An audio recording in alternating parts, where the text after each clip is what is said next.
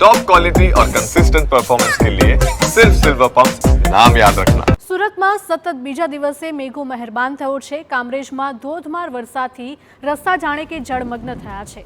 નવાગામ નજીક national highway number 58ના service road પર પાણી ભરાયેલા જોવા મળ્યા। રસ્તા પર પાણી ભરાઈ જવાથી વાહન ચાલકોને ભારે હાલાકી વેઠવાનો વારો આવ્યો છે।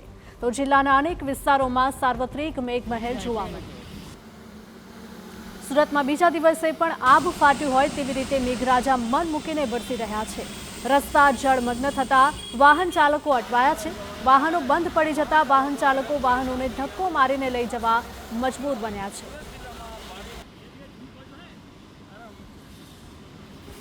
સુરત જિલ્લામાં ધોધમાર વરસાદ વરસવાની યથાવત છે। હાલ આપણે છે સુરત જિલ્લાના કામરેજ તાલુકાના નવાગામ નજીક જે નેશનલ હાઈવે 48 પસાર થાય છે તેમાં જે સર્વિસ રોડ છે તે જળમગ્ન થઈ ગયો છે।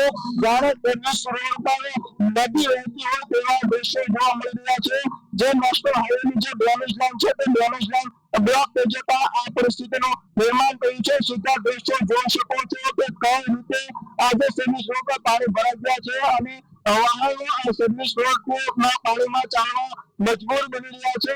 ઘણા નાના વાહનો છે તે પણ બંધ થઈ રહ્યા છે, જેને લઈને વાહન ચાલકોને પણ ખૂબ જ ભારે હાલાકી ભોગવવાનો વારો આવી રહ્યો છે। તો સુરત શહેરના આ દ્રશ્યો સામે આવ્યા છે।